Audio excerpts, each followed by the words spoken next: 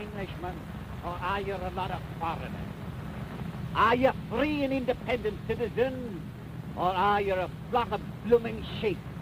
Do you want England to be ruled by a outsider? No. No, you said.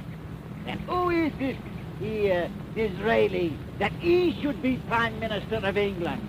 A Jew whose grandfather was a Italian, a blooming foreigner. Here. What's he done for England, I ask you? What's he done? Nothing. Our friend here says nothing. Huh. He must be blind, deaf and dumb, as well as intoxicated. And what does he say now? Huh. He says Russia is looking at us with eyes of yearning, that the Tsar has set up in his heart to rule the seventh sea. Blooming rot. I says, down with Disraeli. Gladstone is the man for us.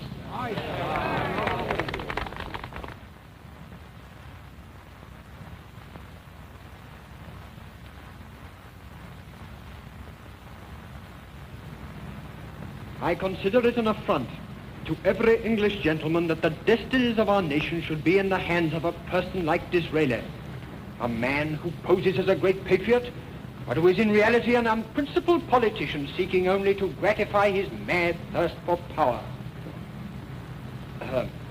And now, he wants to involve us in serious international trouble with this infernal nonsense about Russia trying to undermine our power in India. If the fellow keeps on, he'll put England on the rocks.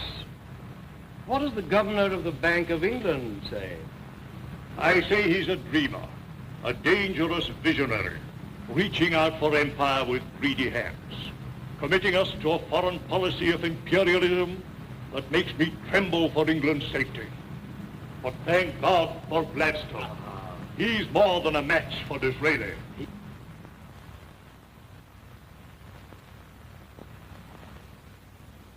Foreign policy such as the right honourable gentleman proposes would not only gain us, and deservedly, the ill will of other nations, but would ultimately involve us in that dread calamity, war.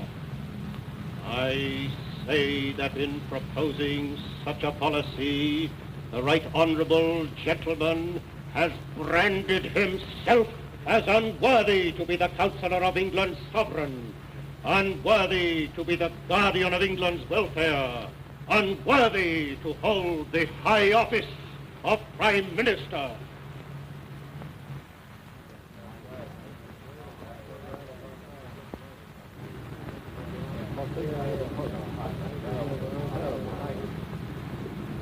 And now that my honourable friend Mr. Gladstone, with his customary eloquence and tact, has expressed his customary disapproval. The issue, gentlemen, is this. Whether you are content to be a comfortable England, meeting in due course with a sad inevitable fate, or whether you will be a great country, an imperial country, a country where your sons, when they rise, will rise to paramount positions and obtain not merely the esteem of their own countrymen, but the esteem of the world. Perhaps you think that because no war clouds darken the present horizon, that there is no danger. Have you ever seen one of those marine landscapes of the coast of South America? You behold a range of exhausted volcanoes. Not a flame flickers on a single pallid peak. But beneath, there is a dormant danger that will one day awake.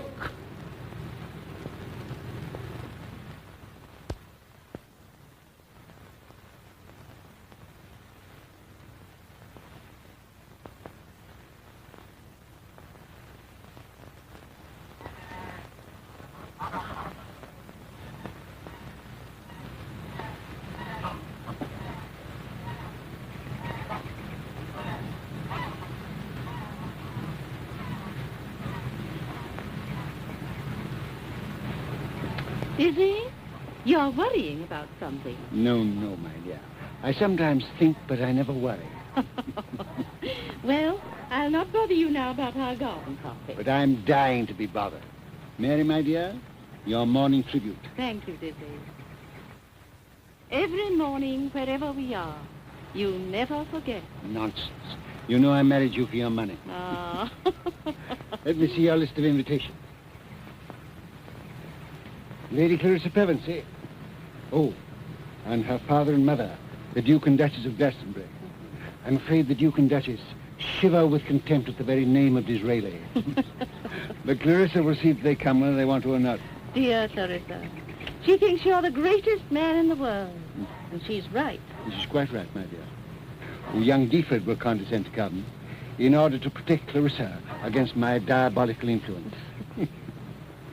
I'm quite sure your party will be a great success. Mary, I want you to invite Borzanov. Yes, dear. The Russian ambassador. Most agreeable gentleman. And I also want you to invite Mrs. Travers. Mrs. Travers? Why, we scarcely know her. That's why I want you to invite her. I'm anxious to cultivate her acquaintance. Mary, Yes, dear.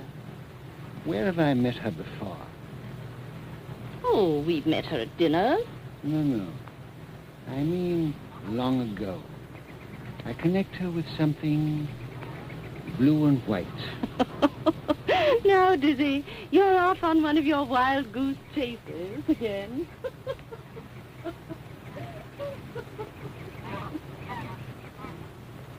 Blue and white.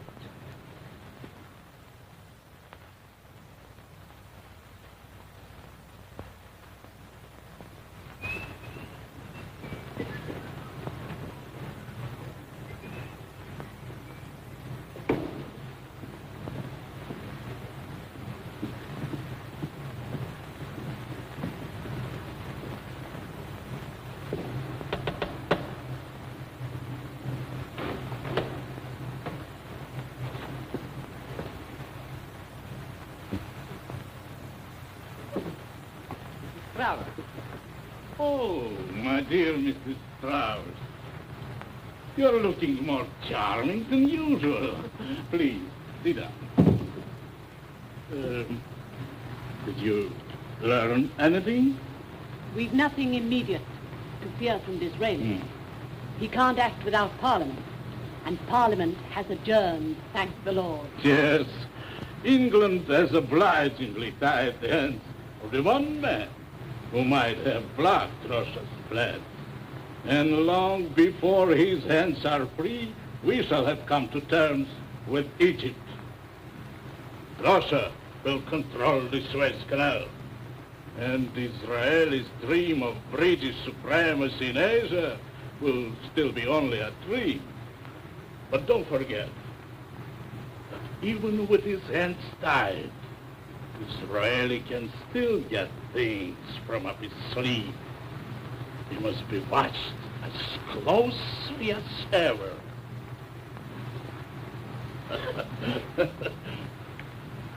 Mr. Polcham's outside. Oh, show him in. Husbands always arrive at the wrong moment.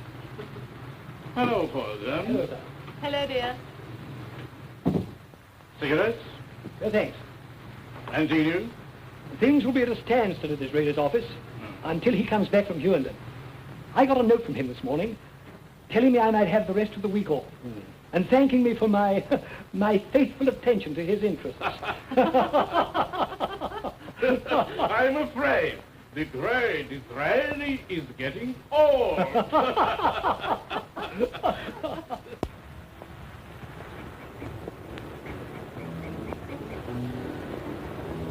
Dear Clarissa. Dear Lady Beaconsfield. Viscount Deford.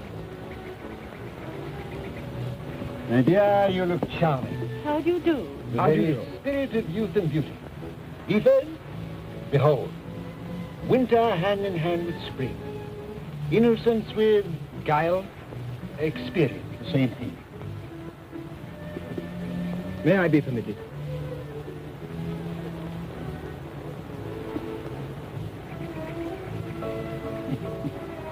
If something would only happen to Charles to make him human.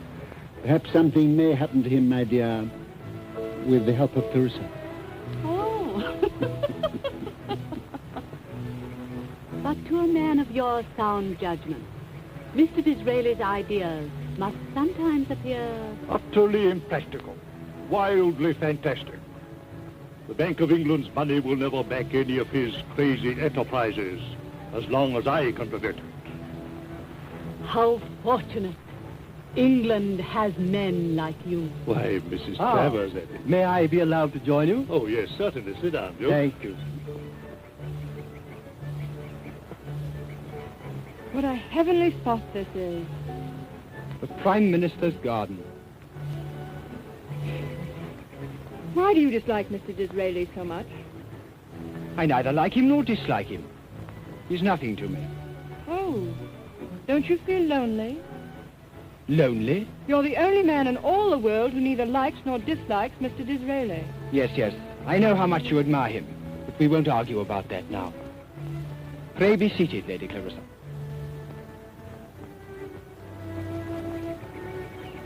I have spoken to your mother, and she has given me her gracious permission to address you. Was her permission needed? Well, I'm rather a stickler for form, you know. I know. I consider it my duty to marry. Yes? I am much interested in the working man. I have plans for building model cottages with improved sanitary appliances. I trust my wife and I. We'll show our humble friends a model English household. Model children. In short, a model... One moment. What have all these models to do with me? Have I not made myself clear? Since first I had the privilege of meeting you, I have watched you closely. And Clarissa... May I call you Clarissa? I have decided that in time, you will become admirably suited to occupy the position I have adumbrated. I beg your pardon. Adumbrated. Outlined. Oh, thank you. You will think me very silly, Charles. May I call you Charles? Thank you. But is this really an offer of marriage? I hoped I had made that clear without offensive plainness of speech. How wonderful. Oh, but you have the right to expect a high matrimonial alliance. I mean the manner of your proposal. Surely. You are a young man of 25. I'm a girl of 19, and you come to me with an essay on political economy. I am a man of heavy responsibilities, not a hero of romance. You will enter a family of which the men have never done anything to be ashamed of. Have they ever done anything? Nothing, thank God, to attract attention. Well, I think the next thing will be to announce our betrothal. Not quite. I am very much honored, Lord Deford, but I must decline the responsibilities and the privileges. I beg your pardon. Oh, Charles, you've made a horrible hash of the whole thing. Hash? Yes, for pity's sake, let me talk slang or I shall have hysterics. I did like you. I liked you very much. But your model cottages leave me cold, because I know the laborer wants bread, not bricks. And oh, those model children. I want flesh and blood children who tear their pinafores and smear their faces with jam. But Lady Clarissa... If ever I marry, and I hope I shall, I want a husband who is at the bottom and is climbing on hands and knees, bleeding hands and bleeding knees, with his eyes fixed on the summit. Never mind if he never gets there. I can help him to climb, and if he falls, I can fall with him. But no, you were born at the top. You sit in a rarefied atmosphere like the gods on Olympus. Oh.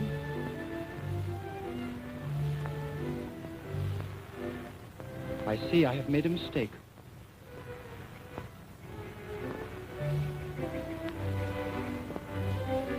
Well, you refused him, eh? Oh, how did you know? That back was eloquent of refusal. You have no sympathy with ready-made greatness.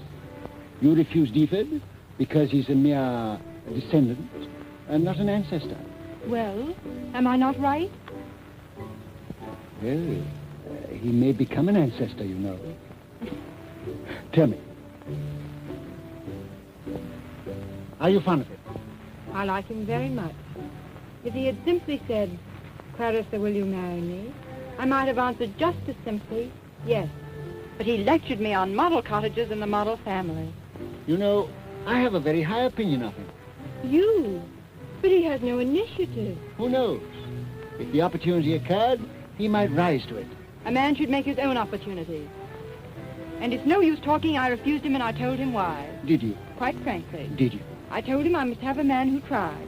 As he is now, I would sooner marry a bricklayer. He does lay bricks, and he may build a cathedral. Don't be hard on Deaford. Go along and tell him you're sorry.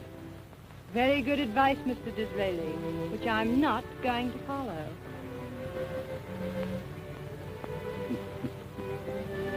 A telegram, sir. All right.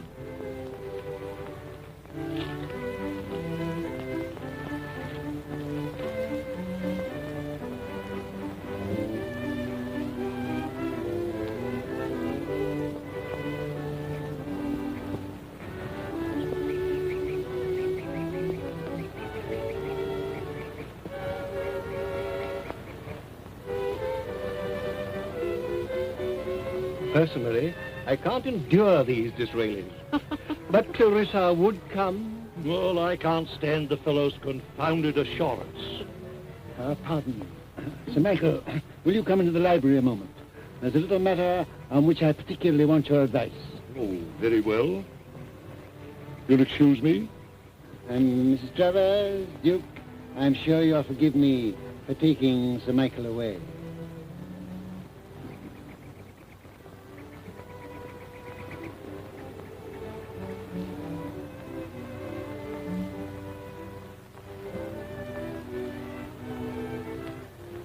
Sit down, Sir Michael. Sit down.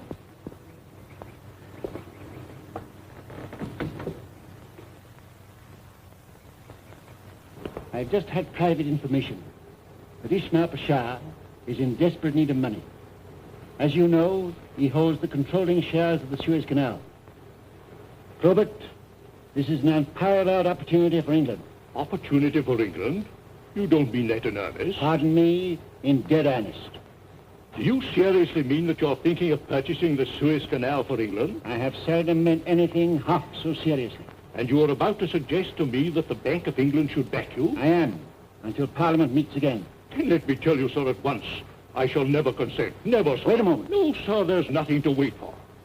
I'll not allow the bank to play ducks and drakes with its money on an Egyptian ditch. An Egyptian ditch? That's rather neat.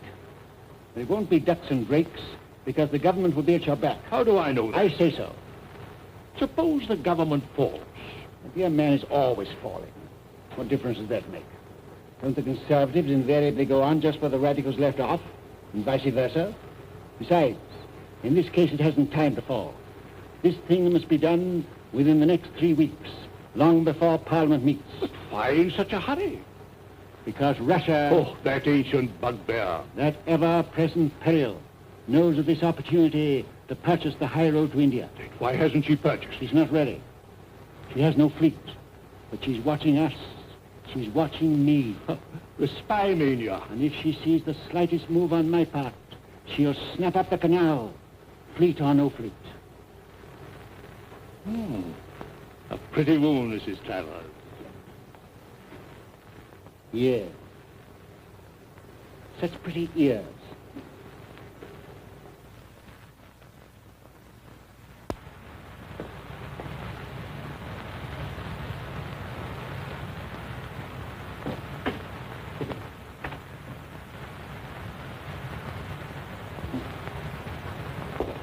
Well, sir, after that delightful interlude... No, sir. Your scheme is harebrained, unconstitutional, and the bank will be no party to it. I tell you there is no You time... exaggerate the importance of the thing. You have the Eastern imagination. Because this canal runs through a desert, you see it in a dream, in a mirage. Meet again. The canal is a confessed failure. Oh. Whatever doesn't pay is a failure. The tonnage that passed through it last year... please. And it's filling up, sir. Filling up. Soon the only ship sailing on it will be the ship of the desert. I mean the camel, sir. Yes, I thought you meant the camel. Beware of the East. Remember Pharaoh, sir. Remember Pharaoh. Yes, but What about Moses? He was a Jew. That is, he was privileged. In short, In short, I disapprove of your imperialistic ideas, Mr. Disraeli, and the bank will not stir a finger to further them.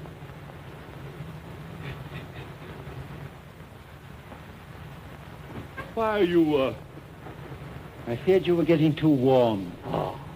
I rejoice to think that I have made this rash enterprise impossible. Oh, but you haven't. Where will you go for the money? Where Pharaoh went, where all Christians go, I shall go to Moses. At any rate, understand it will be no use coming to me. This, sir, is definite and final. Nothing is final, Sir Michael. In the unlikely event of Moses failing me, I may send for you again. And I shall not come, sir.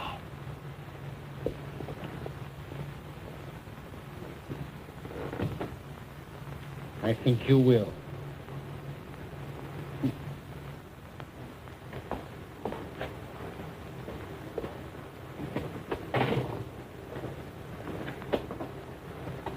Lizzie, what are you and Sir Michael talking about? Lady Probert's in a dreadful way. She's missed her husband. Has she? He's missed his opportunity. Come, dear. Everybody will wonder what's become of you. All right, my dear. I must get hold of Hugh Myers. Hugh Myers, the banker? Hugh Myers, the banker. That's the man, Mary. That's the man. You're very kind to send that telegram. Lizzie, you're not worrying about money. No, my dear. Probert and I were just talking politics.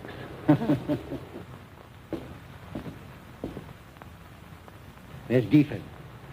You know I told you something might happen to him. Yes. Well, it has happened. He has asked Clarissa to marry him.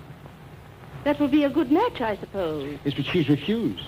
Oh, Mary, I'm going to play fairy godfather and bring them together. you a matchmaker. The Prime Minister neglecting his work. The less a prime minister does, the fewer mistakes he has have to make. That's rather good. I must say that to Gladstone one night in the House. I've been searching for a young man. With such a prize as Clarissa, Charles may become just what I need. And think what a splendid couple they'd make. Ah, Dizzy, always dreaming a romance. And living one, my dear, while you are by my side.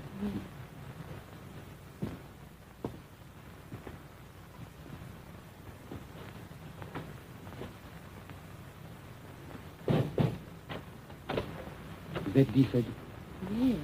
Run along, my dear. He's eager to speak to me. I think he wants to kill me.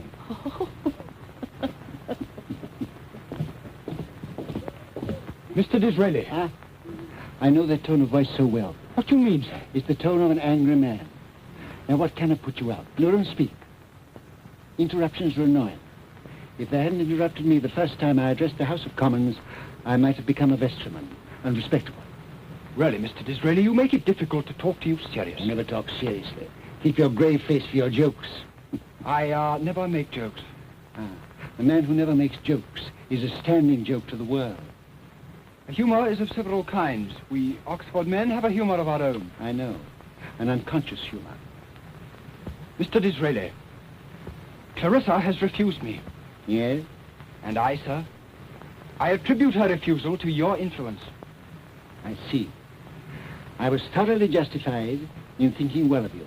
What do you mean? You have courage, or you would never say that to me. Pray, why should I not say it? Because it's true. And when a very young man speaks an unpleasant truth to a very old one, he shows absolutely reckless courage. There was no other way. 100. You take a girl's no as final? I suppose she knows her own mind. Certainly. It'll make her change it. How? I'm glad you're asking me to help you. Because I'm interested in you. Interested in me? Deeply. Why? Because England stands in terrible need of men like you. I can't see that. England was never so prosperous as now. Huh. She has a wise aristocracy, an industrious middle class, a contented and happy peasantry. Bravo, bravo. How many old Tory squires have I heard talk just like that? And that's how they talk since the beginning of things. That's how they talked when we lost America. When the Indian mutiny burst upon us. When our soldiers froze and starved in the Crimea. When we deserted Denmark. And when we remained idle while France and Germany flew at each other's throats.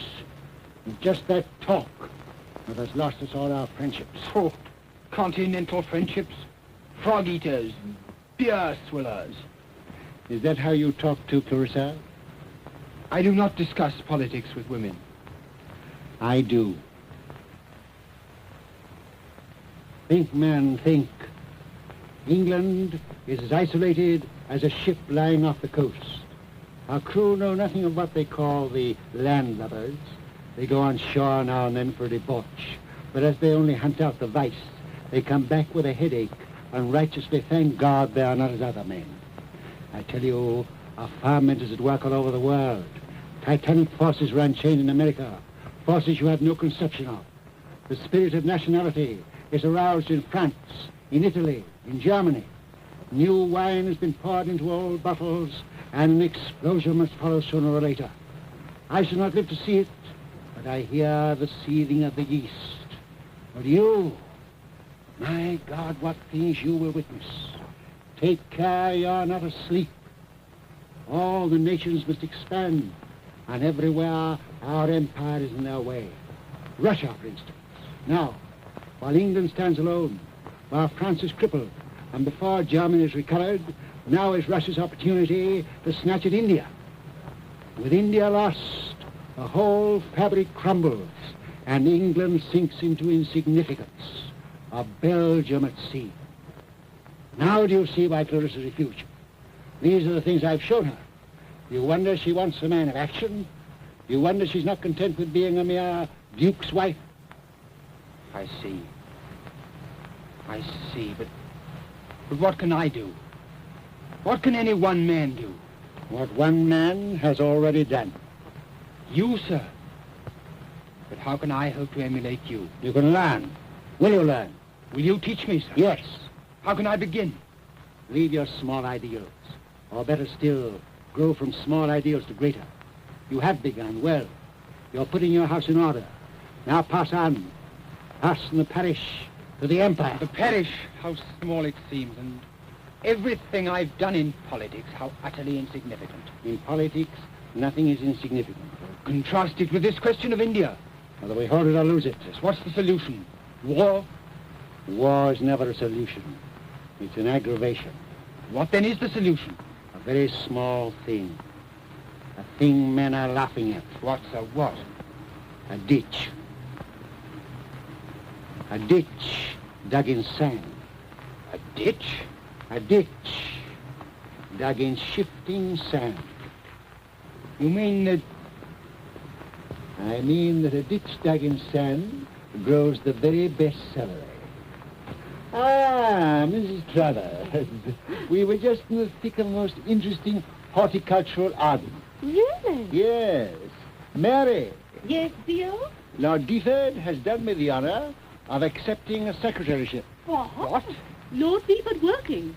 Clarissa, isn't that unexpected? Not altogether. And how he'll have to work.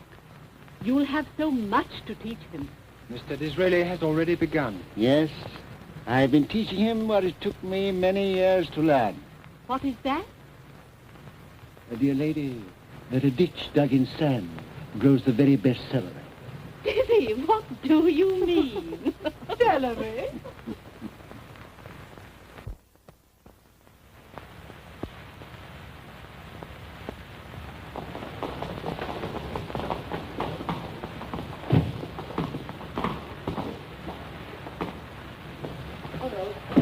Morning, Robert. Morning, Mr. Disraeli. Morning, William. Morning, sir.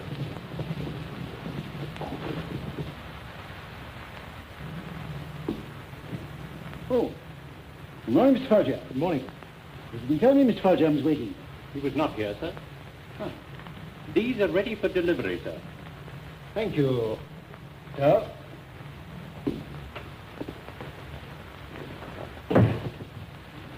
Dispatches from Russia. Deaford. Thank you. Well, you might look over these figures, will you? And have those delivered for me. Is there anything else, sir? And nothing else, Mr. Valjean.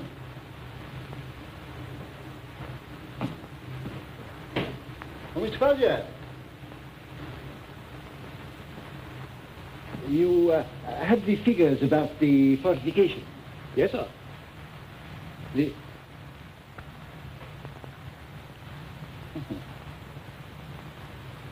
Those are the dispatches from Russia, aren't they? Oh, I beg your pardon, sir. Oh, quite a natural mistake. Mr. Hugh Myers, sir. Ah. Myers, how do you do? Well, The money is on its way. from The urgent. when will it arrive? In 3 weeks. Good. To be placed at my disposal in the Bank of England. The Bank of England? That's rather humorous. Why? I was thinking of Probert. Oh. Editha. This is Mr. Hugh Myers, one of the world's greatest power. We have to raise money, you know, for the fortifications of the Gulf of Aden. Oh, I hoped it was something much more romantic than that, sir. Oh, what? The Suez Canal. Oh, did you?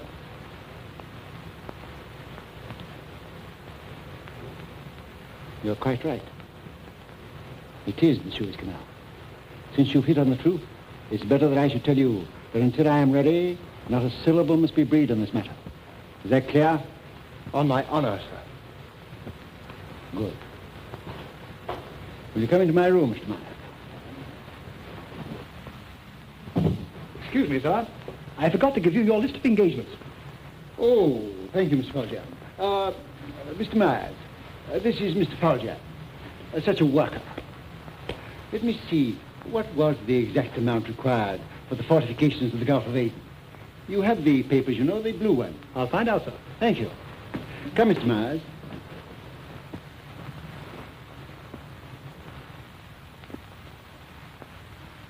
Do you know why Mr. Myers is here? I'm very busy. He's not here for any fortification scheme. He's here for the Suez Canal. Lady Clarissa Pevensey and Mrs. Travers are here. Here's an invasion. Delighted. Mrs. Travers and I were dying to see how you looked in the throes of toil. Oh, well, it hasn't undermined my constitution yet. We expected to find you with a wet towel round your head. Oh, no, so far I've done nothing but look on. It's a wonderful opportunity for you. That'll be a bombshell for Probert. I'm delighted. Well. Come to see the neophyte, eh? Ah, Mrs. Travers. Well, you know, I half expected this visit. Allow me, Mr. Hugh Myers, Lady Clarissa Pevensey, Mrs. Travers. How do you do? Dear ladies, you'll excuse us. Was this a momentous interview? I really cannot tell you. Ah, that means that it was. How exciting to be in all the state secrets. Oh, but I'm not. I am only an apprentice. How humbly you speak of yourself.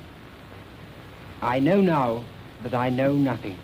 That's a great stride towards your goal, isn't it? Is it? I think so.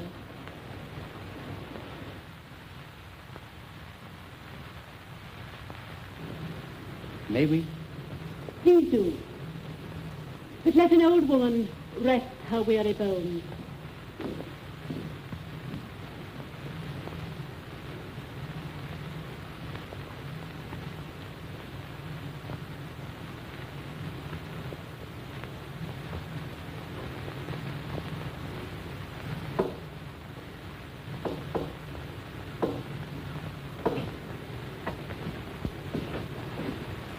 Agatha. Myers, Yes.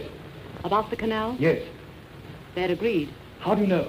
Both radiant. Then? Cairo. Start now. Yes, but I. Now. Instructions. At Trieste. Trieste. How? By way of Ostend. Ostend. Hello, Mrs. Travers. Oh, Mr. Valjean. Here are the papers giving the figures you asked for, sir. Oh, thank you. It's the blue one and the white one. Blue and white. That's cute. Mrs. Travers, this is Mr. Folger. Such a worker. How's your poor husband? No better, I fear. Still abroad. Taking the waters, you know. Will you kindly make my excuses to the young people? They're out there. You're not going. So abruptly. I'm sorry, but dear Lady Probert is organizing a bazaar. Always occupied in good work. Always with your hand in some great undertaking. In secret, too. Goodbye, Mr. Disraeli. Goodbye, Mrs. Travers. No, not a step, not a step. Goodbye. Goodbye, Mrs. Travers.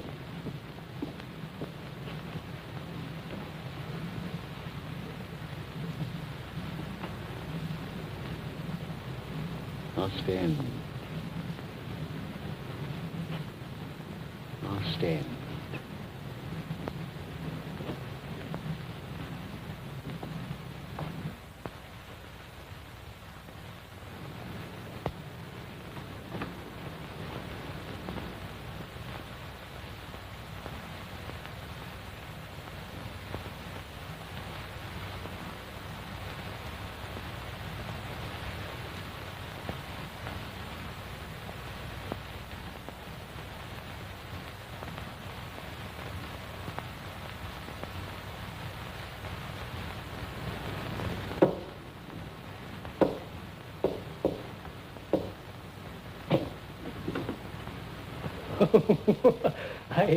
I beg your pardon, sir.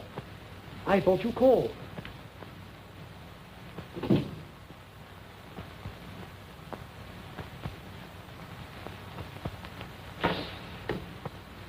Charles! Charles!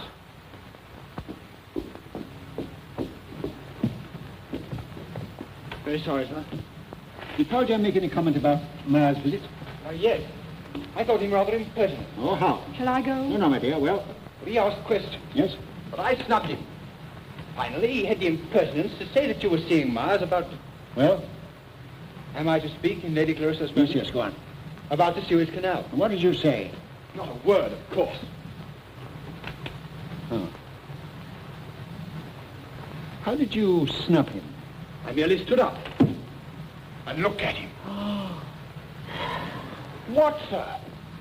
What more could you have told him if you talked for an hour? Do you accuse me of speaking? No, sir, I accuse you of holding your tongue too eloquently. Oh, well, he's easily muzzled. How? If him on his parole, I'll fetch you. Yes, fetch him, fetch him.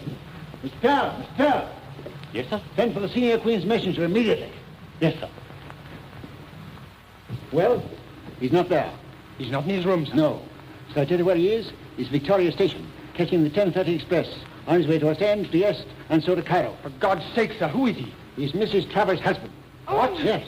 He and she are agents, spies. Russia has sent here to discover what you have told them. Have him arrested. How? I'm up ground. What's he done? But, sir, why did you employ him knowing he was a spy? Because I knew it. Because I wanted to have him under my eye. For weeks he's been secretly entering this room. I knew it. I planted papers and letters for him to read. I had him on the wrong scent when you... When I blundered.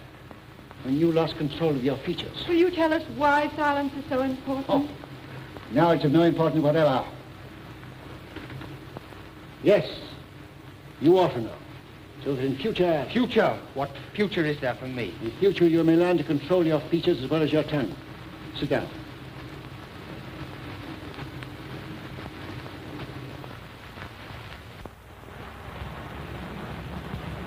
Ismail Pasha, the Khedive of Egypt, is under the impression that he's Ramesses the Great. But the only pyramid he has raised is the pyramid of death. Egypt is a dry bone out of which he has sucked the last ounce of marrow. The last assets he has are the controlling shares in the Suez Canal. These he is dying to sell to the highest bidder. France built the canal, but she's too poor to buy it. Russia covets it as a means of snatching India. England as a means of defending it. Both pretend the purchase is the last thing in the world they are thinking of. Both are watching each other like cats. And Ishmael sits and waits for the cat to jump. Those shares I mean to have. Ah. The Bank of England refuses to back me. But today Mars has given me a blank check and I thought the thing was done. But now Poljam knows, Russia knows. In a week, Poljam will be in Cairo, and whatever Sam may offer, he will double. Now do you see the importance of it? Is there no remedy? Of course there is. What, sir, what? And send a man to Kiev with unlimited powers, ready to outbid anything, ready to pound the nail. What must be the man's qualifications? Strong, stern, silent man, subtle and cunning, fighting wiliness with wiliness. Have you such a man, sir? I've sent for him. What's the matter, Clarissa? What is it, my dear? Oh, I'd hoped for a minute, while you were speaking, that perhaps Charles might... Oh, don't say it, Clarissa, don't say it. Yes. Do say it, Clarissa. Do say it. For there's another kind of man who might be twice as useful. What kind? A man so honest that the rogues would think him a rogue. So truthful they'd swear he was lying. So simple they'd never fathom him. Why laugh at me, sir? I feel my folly bitterly enough. What's the matter, Charles? Disgust, utter disgust at myself and despair. Why despair? Queen's messenger. Not wanted. You are the man. I to be trusted with this mission after what I've done? Why not? Because I'm a useless, conceited idler and a perfect, complete fool. Well, granting that. What? I didn't say it. But granting that, that's a very good reason for sending you. But I've failed already. Nearly all my successes are founded on previous failures. On your own showing, no one will suspect you. You've only to meet all their cunning with that stolid British face of yours, and the schemes will be disarmed. Come, will you go? Will I go? Ah! There's your man of action, Clarissa. I warn you, there'll be grave danger. You ready to meet it? Yes, sir. I mean, danger of death. Yes, sir. Yes. Every step of the way, every hour of the day, danger lurking in every disguise. When once he is in Egypt, if his errand be known, his life will not be worth a moment's purchase. Oh, I didn't know. I didn't know. Listen, my child, do you forbid him to go? I cannot forbid. Oh, yes, you can. He shall obey you. But think a moment. If you forbid and he obeys, and I send that other man, how will you feel? Clarissa. You must go. Well done. I think I may tell you, man, that a great reward is awaiting his return. If I succeed? Whether you succeed or fail. Eh? Good. Now then, when can you be ready to start? I think I could start the day after tomorrow. Capital. That will make the enterprise so much more interesting. How do you mean, sir? Well, Poljam will have 48 hours start with Ishmael. You mean I shall be too late? I'm trying to convey that impression. Well, tomorrow then, if it must be. Ah, that's better. Although Poljam can do a great deal in a day. Well, there's a night mail tonight at 9. Now. Now? You don't mean... I mean in 10 minutes. But my luggage, I shan't even have a clean collar. Damn your collar. Catch the Dover Express to 11 from Charing Cross. You'll be in Marseilles tomorrow morning, and in Cairo a day ahead of Poljam. A day ahead! By Jove, I'll do it. Of course you will. Now, children, say goodbye to one another while I write your instructions.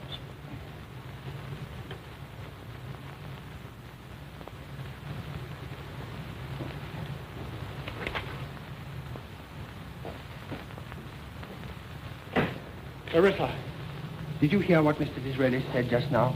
The hope he held out of reward? If he had not said it, I should have. The reward will be mine if I succeed. Or if you fail. Oh. Clarissa, do you love me then? I love you. Time's up. Ready, sir. Now then, here's all you need. Money, instructions, and the code for telegrams. I keep the duplicate. Now be off. No. Departure should be sudden. Good luck. Goodbye. Good luck. Goodbye. Good luck.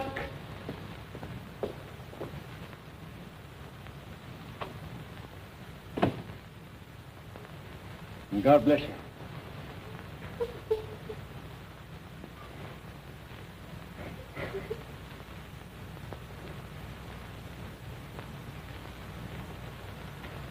Well, now then. What am I to do? What am I to do? Would you care to go for a drive? Oh, you're heartless. How am I to wait? How am I to wait? You don't love him. No. Then why did I send him? Listen. I've got an idea. What? Come into the country and feed peacocks. Peacock. Very noble and intelligent birds, I assure you. Peacock.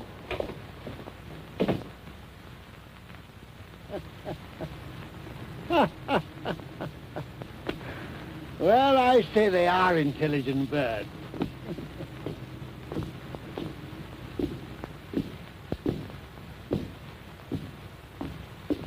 Hey, master, where be going with that spade? What? Oh, I bless my soul. And them dirty boots? Splendid morning's work, eh, Potter? Don't blame me if you've caught your death. Caught me death? What do you mean? 'Tis well known you ought to be in your bed. Why?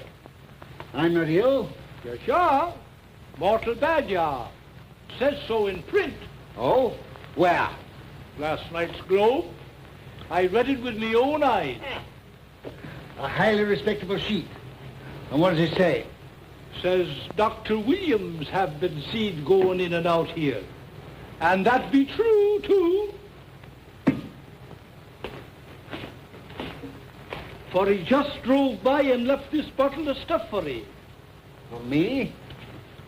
No, no. For Lady Beaconsfield.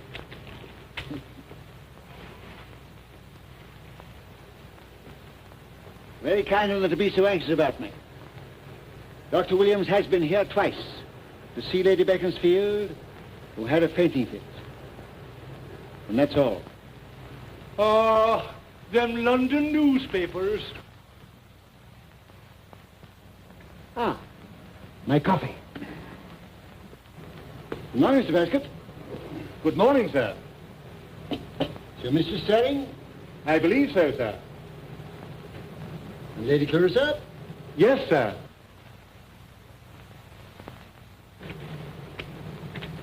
Oh, Morning, Mr. Disraeli. good morning, my dear. Any news of Charles? Not yet. Not yet, not yet. It should have come days ago, shouldn't it? Shouldn't it? Are you so deeply in love? Oh, dreadfully. You had breakfast. Breakfast. Tell me. Our little secret. About Mrs. Travers? Yes. You heard from her? Not a sound. She's keeping very quiet. I don't like people who keep quiet. She might do a great deal of mischief. So Lady Beaconsfield has persuaded her to come here today. I want to have that glorious creature where I can see her. Ah, Mary, my dear. Good morning, Dizzy. Had a good night? Of course I have. Slept like a top. Sure. Now, Clarissa, listen to him. He doubts everybody's word. He doubts mine. I never can believe anything you say about yourself, Mary.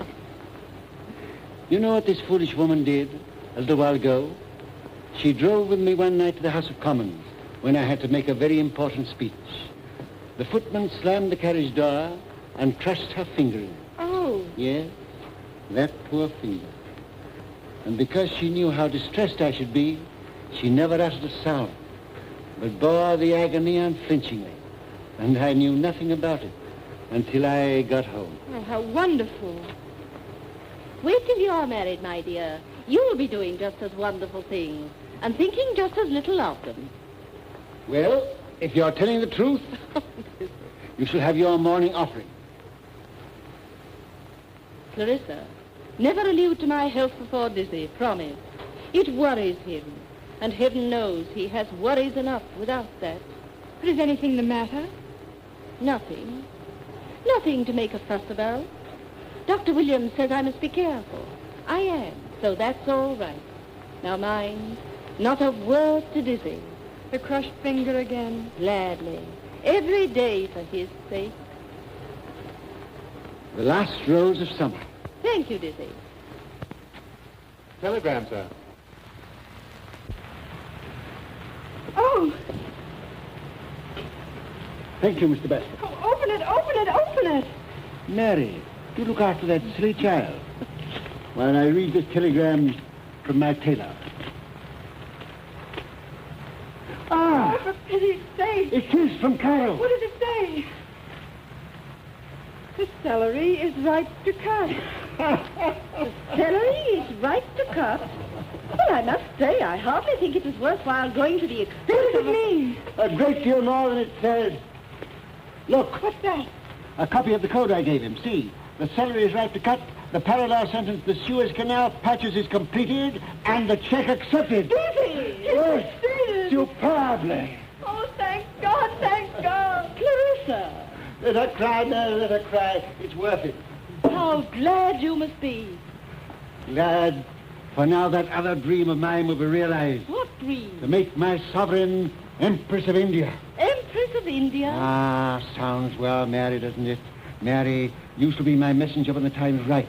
You, Lady Beaconsfield, shall carry the news to our beloved Queen, and you shall be there, and you shall be proud when I stand up to announce the new title to Her Majesty's faithful Commons. Yes, Dizzy. When will that be? Oh, sometime to elapse. This must be formally ratified. Public opinion must be created. Make haste, Dizzy, make haste. Impatient woman. Will Charles come back soon? That's another impatient woman, Mary. I must telegraph this to Myers. Yes. Myers made this thing possible. Another Jew, Mary. Oh. There'll be a peerage for him. How furious old Probert will be. Hugh Myers, London Wall. The Suez Canal purchase is completed and the check accepted. But you haven't answered my question. Will Charles come home soon? Yes, with drums beating, trumpets blowing, flags I flying, don't care anything about that. and wedding bells ringing. A station cab. Could that be Mrs. Travers? Miss Travers. We can't have Mrs. Travers here now. She'll worm us out of here in no time. She'll read on both your faces. Dizzy, you made me invite her. We'll get rid of her, send her away, kill her. Put your wits together, both of you. Tell her I'm very ill. That I'm very ill indeed. Hugh Myers. It's Hugh Myers. Show him in at once. That's splendid. Is it possible he's heard the news? Could Charles have cabled him? No, but these millionaires know everything by a sort of instinct. Mm-hmm. If he's come to tell us, don't spoil his effect. Don't tell him. I'll spring it on him later. Ah, Mr. Myers, delighted to see you. Good morning. Good morning. How do you do, Mr. Myers? Lady Clarissa Pevensey, you know. What happy wind. Can I have a few moments in private with you, sir? Oh, these ladies. Forgive me if I insist. Why, of course. Mary. You'll stay to luncheon. I'm sorry that isn't possible, but thank you very much. Come, Clarissa. Well, Mr. Myers, I was just about to send you One this moment, telegram. sir. I want you to hear me first. What I have to say... Well, sit down. Sit down.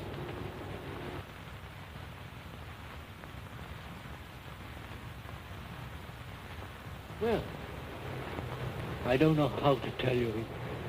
It's so much harder than I expected. Come. Tell me. Mr. Disraeli, I am bankrupt. What? I didn't quite catch. Our house is bankrupt. Bankrupt? Myers bankrupt? You mad? I wish to God I were. You mean you're temporarily pressed, you're in temporary difficulties? I mean we are bankrupt. But the thing's impossible. It's the truth. A house like yours, an historical firm, you might as well say the Bank of England. So I should have thought. What have you been doing? What? Stop, it's not our fault.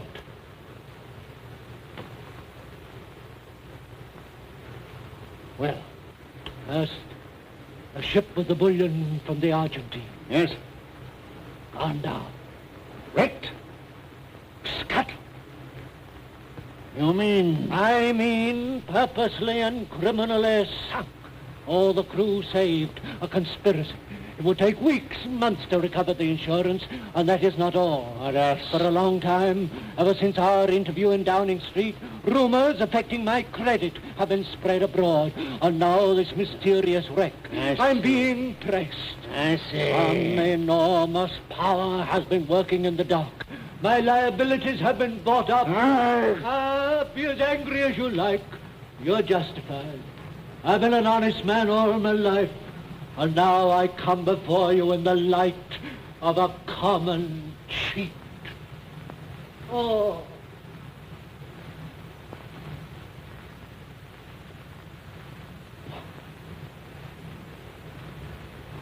Mr. Miles, I know you, sir.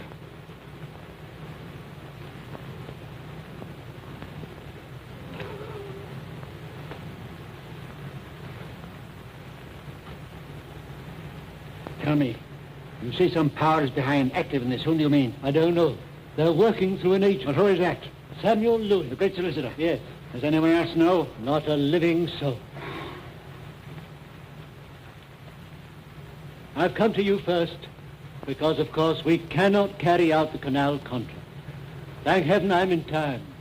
Thank heaven that has not gone through.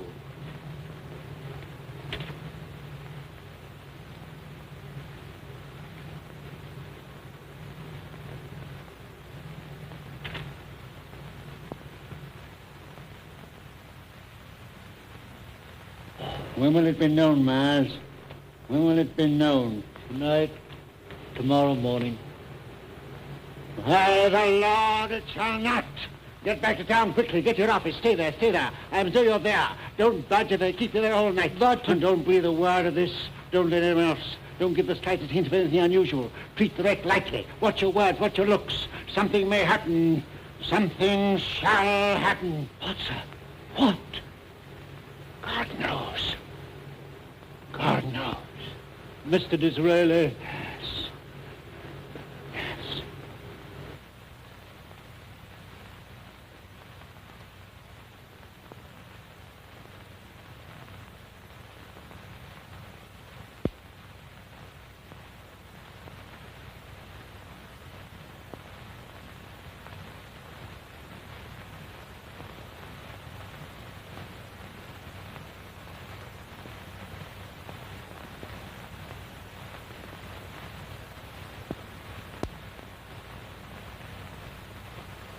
Mary. Mary.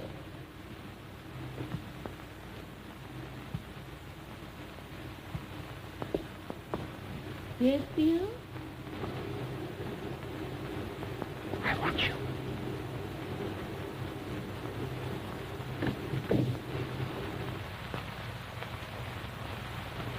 What is it? Mary, you stood by me in many horrible predicaments. I'm in the worst I was ever in. Dizzy. Miles. Myers is bankrupt. Does that mean we are poor? No. No. Oh, if that were all. Then? Myers was finding the money for the canal. Oh. Wait. Deeford has passed the check. Now Myers has failed. We can't pay. And you? I? Yes, dear. I want to know how this will affect you. Well, what does that matter? It's all that matters to me.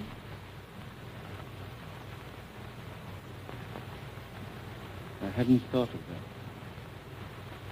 What will happen to me? Disgrace, utter and irretrievable. The kind of disgrace no man can bear. No man can live through. Dizzy!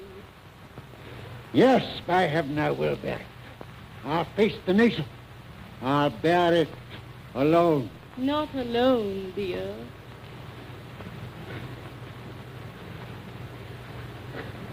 Thank God for you, man. Thank God for you.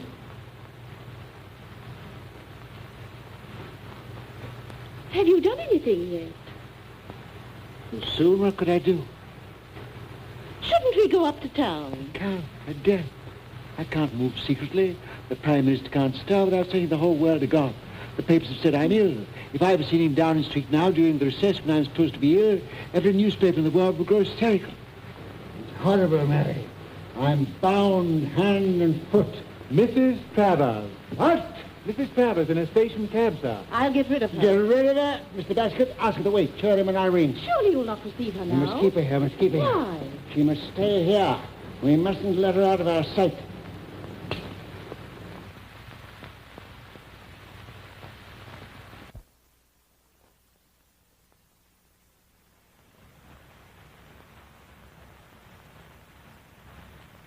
Really, what is this play acting? I'm ill. Very ill. The newspapers have said I'm ill. She shall see the sickest man she ever saw in her life. Mrs. Travers is here. Shall I send her away? No, no, no. Chain her. Hand and foot. But Mr. Disraeli. I'm ill.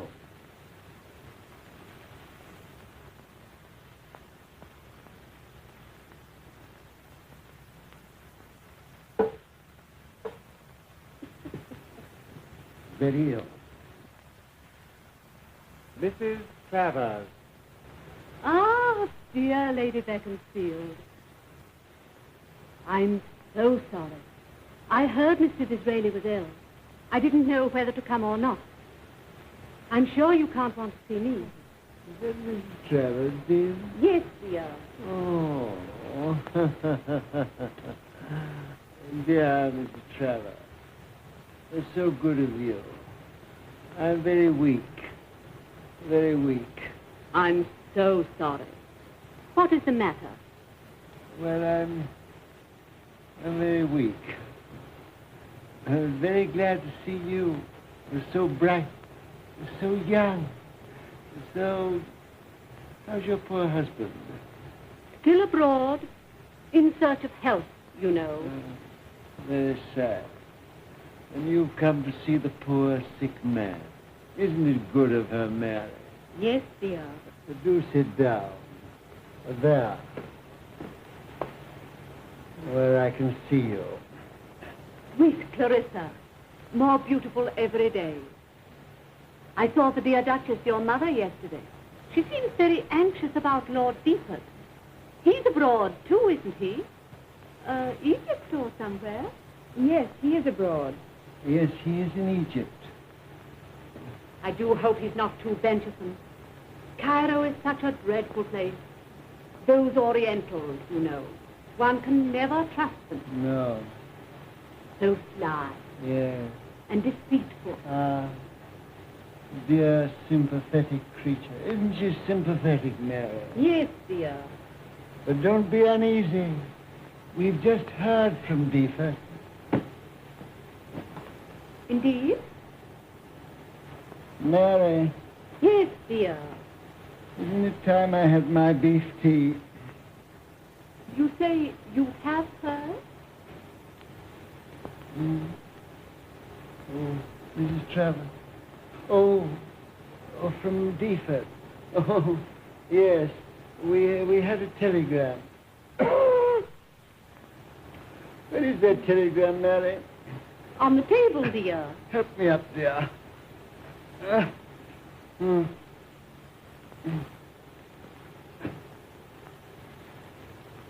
Why, there it is, under the paperweight.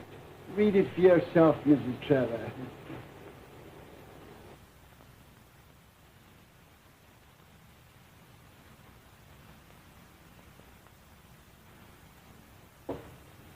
Heavens, how pale I am. The celery is ripe to cut. How odd. Yes. Why odd? Well, that anyone should cable all the way from Egypt about celery. Well, you know, he's engaged in a very interesting agricultural experiment. You remember we were discussing that very subject at the garden party. Oh, yes. And what a delightful party that was. And all this purpose. Lord Beaufort in Egypt, poor Mr. Disraeli very ill, Sir Michael Probert out of town. Oh. I beg your pardon. A twinge. Thank you so much. I've been trying to remember his name all day. Probert, of course. Oh! Is that one of the famous peacocks? Yes. This is very proud of them and of the swan. I've heard so much about them. May I have a look at them? Yes.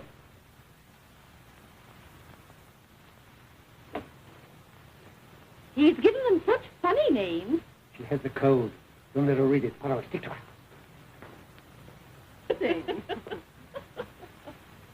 I'll show you their houses. Oh, please don't trouble. No trouble.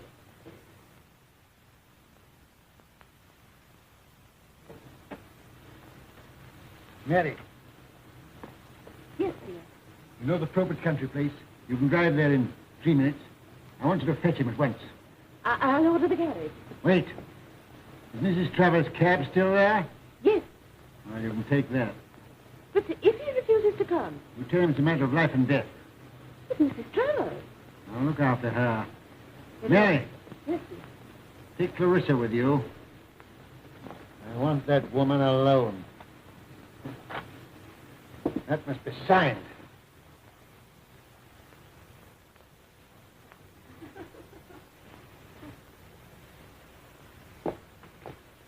Yes, they are beautiful. And so tame. I'm so glad you like them. Do come and sit down.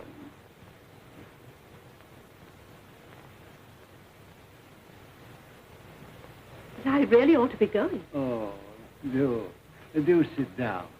Lady Beaconsfield and Clarissa have to go and meet the specialist. We shall be gone only a very few moments. Come, Clarissa. Specialist? Oh, are you so ill? Yeah. But he'll cure me. He'll cure me. And you shall stay and nurse the poor sick man. I'm dreadfully sorry. Oh, But you must stay. Till they come back. but my cab is waiting. No, I sent that away. Really? Ah, don't be angry. What a dainty hand. Such supple fingers. So long and thin. So exquisitely shaped. Please. So quick to grasp things. Unconsidered trifles. Scraps of paper. Oh, just let me go. You're hurting In me. such a hurry to get away from the poor sick man. To get away and read the code. Well, what of it? Ah, that's better. That's how I remember you. Remember me? So strange. When we first met at the Duke of Glastonbury's, I remembered you, but I couldn't place you. I connected you with something blue and white. Milk and water? No. Snow and water. Mont Blanc and the Lake of Geneva. Geneva in the 60s. Russian refugees and their English sympathizers. A man called Lumley and his ravishing, shall I say wife? No, comrade. That was the term. Charming relationship. Delightful couple. So good to the unhappy exiles. But people are cruel. They said the good Mr. Lumley and his charming comrades were agents. Decoys in Russian pay, engaged in worming out the secrets of the refugees, in tempting them back to Russia, to Siberia, to death. And pray, what has all this to do with me? Ah, what indeed? With you, the friend of dukes and bankers. Good Mr. Lumley and his charming comrades were driven out of Geneva by the slanderers. And where do you think I saw him next? In Downing Street. He had changed his name to Folger. I was so sorry for him that I gave him work. But you did more. You gave him instructions to hurry to Trieste. Now do I know you, dear Mrs. Lumley Travers Folger? Well, and what next? Admiration. Profound admiration. Until this moment. Today you've disappointed me. Why steal that? Weak. Very weak. You had only to ask me and I would have told you. The celery is ripe to cut. Means the Suez Canal purchase is completed and the check accepted. Poor dear Lumley has had all that tiresome journey for nothing. I congratulate you. Your apple-faced boy has blundered into success. Well, that's all any of us do, Mrs. Travers. A success that will cost you dear. That's the sort of thing Gladstone will say. It's what the world will say when it knows that Myers is bankrupt. He knows what? Myers is bankrupt. Bankrupt? Bankrupt. Mrs. Travers, I'm very weak. Don't jest with me. Myers is bankrupt. And his check, waste paper. Wait. It's easy for you to tell me this, but why should I believe you? Because it was my invention. You thought to circumvent me with your apple-faced boy. What you say now, Mr. Disraeli? You can't expect me to say much. I am a child in your hands.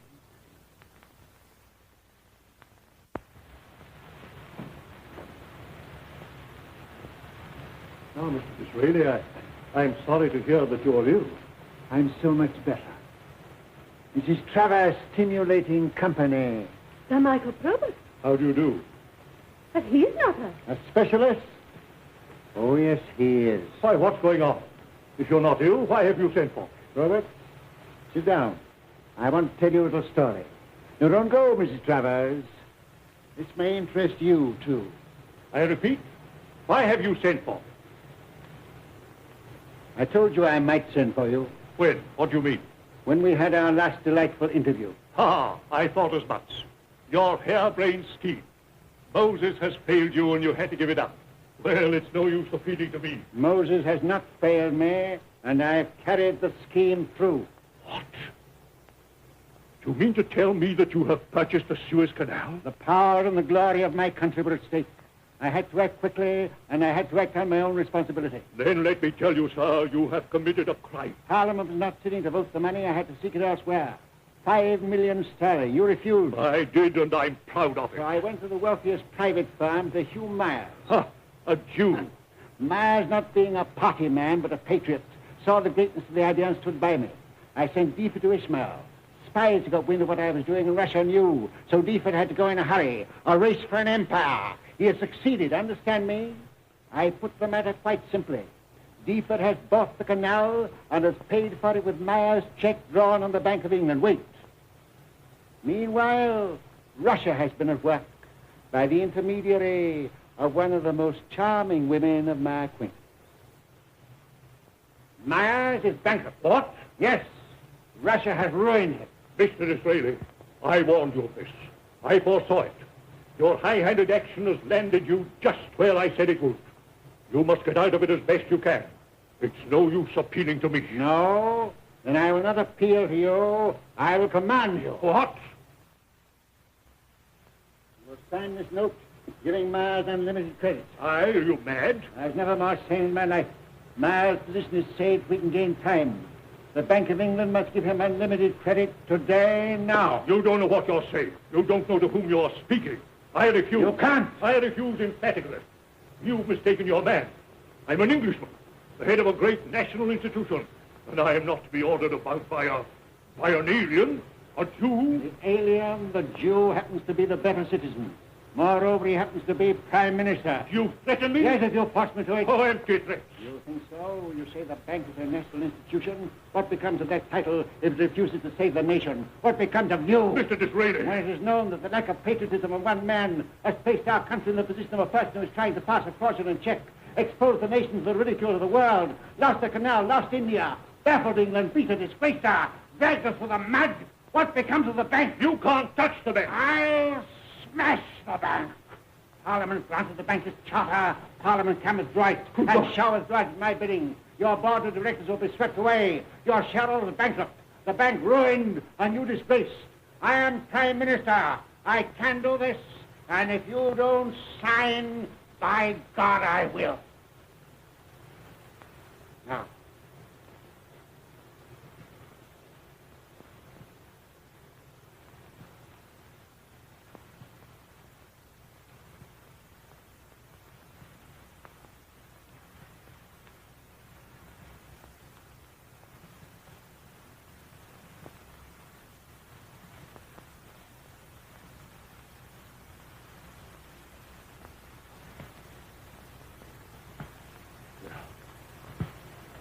Take the paper. I've signed it. I've signed it to save the bank.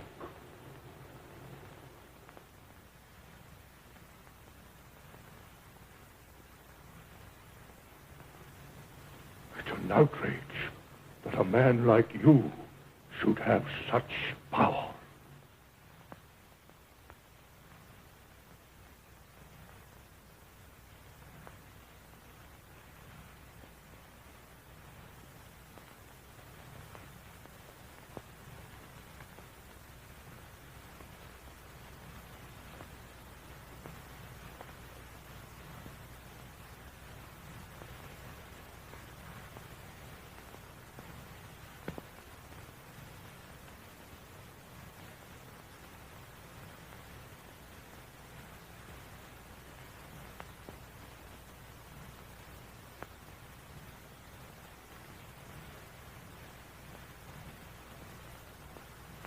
Oh, Mr. Disraeli, thank God you have such power. I haven't, dear child, but he doesn't know that. Oh!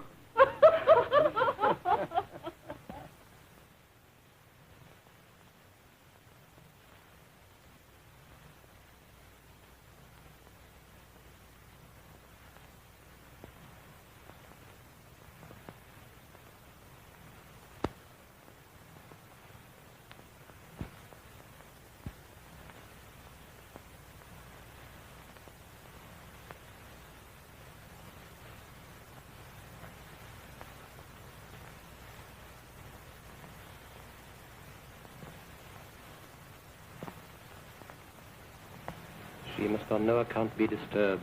Let her sleep as long as possible. Yes, sir.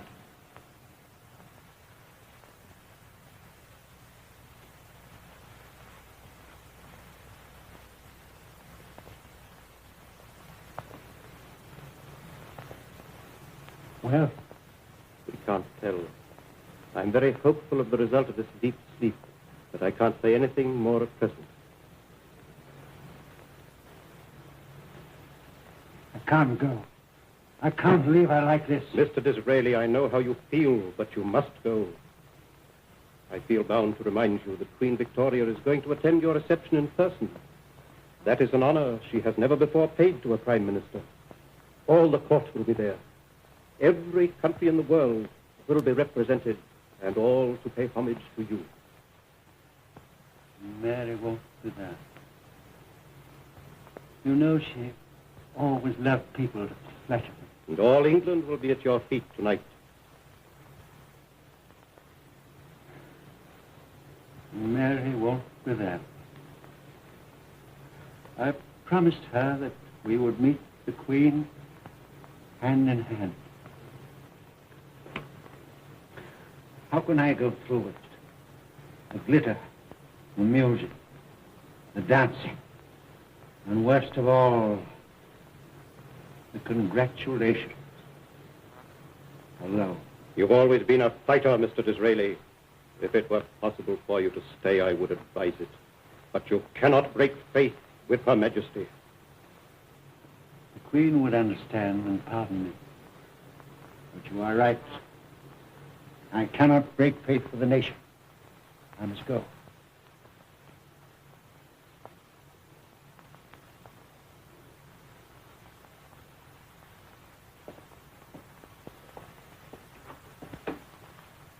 If there's any change for the worse, I'll send you a telegram, and you can be home in a few hours. Home. Without her, I have no home.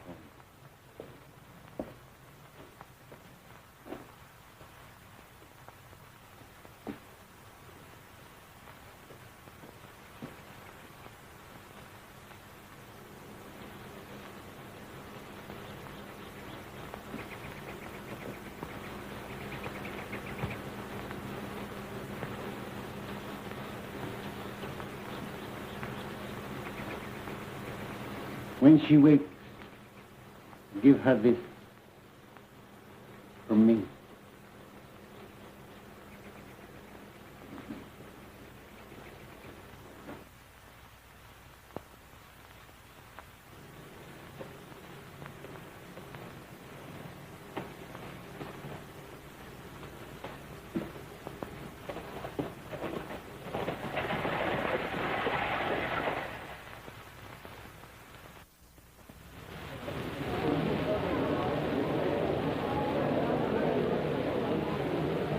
What a day this has been for Dizzy. Eh, Belinda?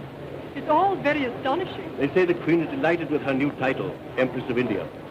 And how Disraeli swayed the House when he announced the new title. Even Gladstone was silenced. Dizzy is a great man. Oh, Father, so you've come round to that at last. Well, there's no use denying it now. I never denied his greatness. Well, Miles, on your legs again. Thanks to you, Sir Knight. Yes, yes. Great patriotic idea. Dizzy and I talked it over long before you came into it. So he told me. And the bank was a great patriotic institution. Couldn't let it drop. How fortunate you saw it in that light. Glad to help you. Glad to help you. Lady Clarissa, the Viscount Deepford has come home. Yes, but think of it. I've not been allowed to see him yet.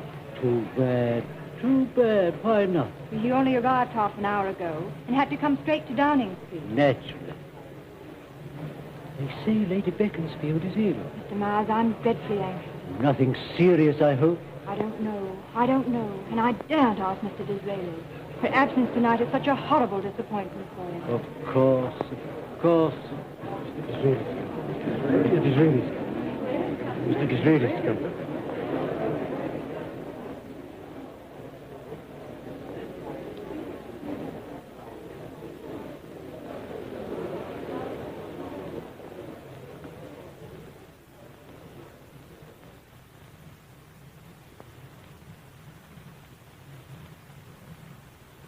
Mr. Disraeli? Lady Provost. Charmed. So sorry, dearest Lady Beaconsfield cannot be here tonight. So is she. And so am I. No doubt only a passing indisposition. Patricia. A dear child. How is she, really? Don't ask me. I daren't trust myself to speak. I'm horribly anxious. Dr. Williams reassured me, or I shouldn't be here now. Not even to meet the Empress of India.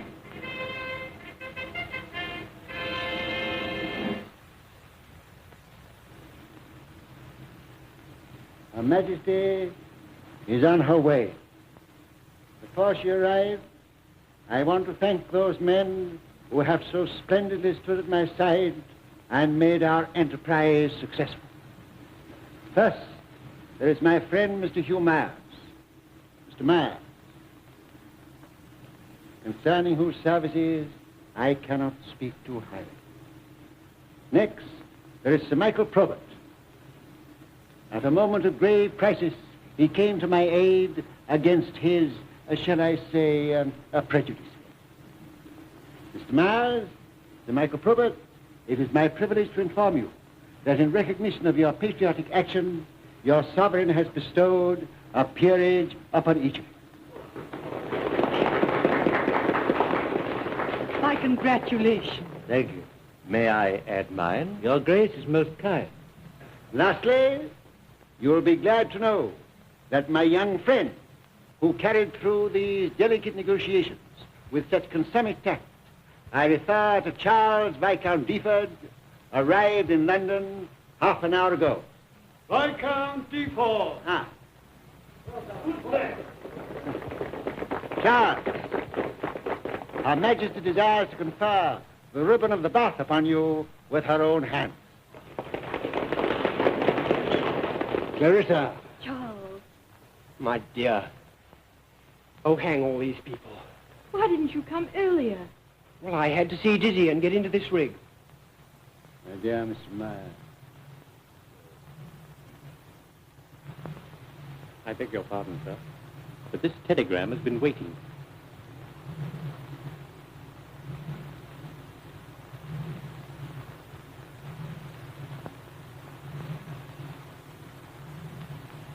Charles, I'm frightened. What? Lady Beaconsfield has been very ill.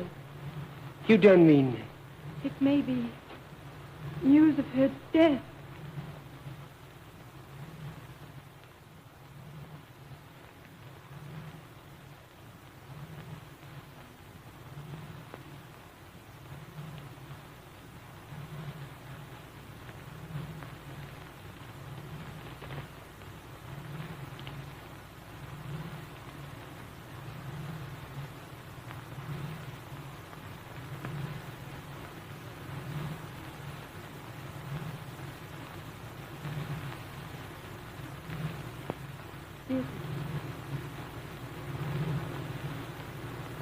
Mary.